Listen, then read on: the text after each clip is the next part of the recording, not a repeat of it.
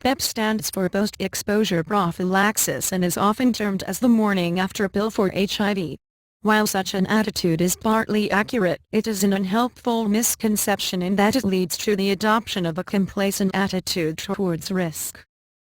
PEP consists of the administration of some of the same medications used to treat HIV to a person who is not currently infected but has had a potentially risky exposure.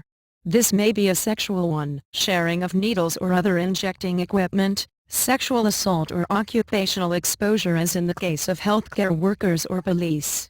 PEP is able to prevent infection from occurring once HIV is already in the body.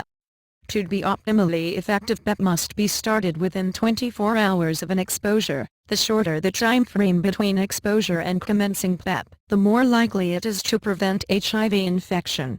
After 72 hours, PEP is unlikely to be effective at all. That is because 72 hours is the time it takes HIV to move from the initial site of infection, into the bloodstream and from there into the lymphatic system where it begins to infect and destroy the T cells.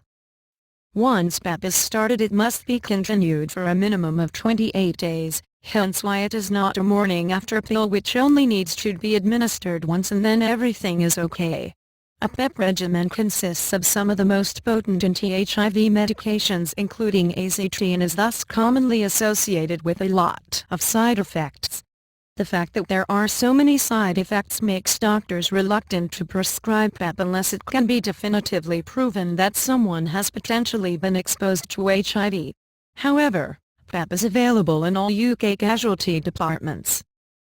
Once the 28-day course of PEP is completed, the normal HIV testing cycle of tests up 2 weeks, 6 months, 8 weeks and a final one at 12 weeks must begin.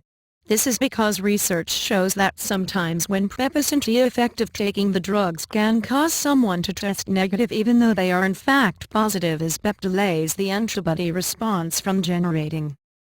Therefore, it must be pointed out that PEP is not 100% effective. The best prevention remains using condoms and not sharing needles for common kinds of exposure.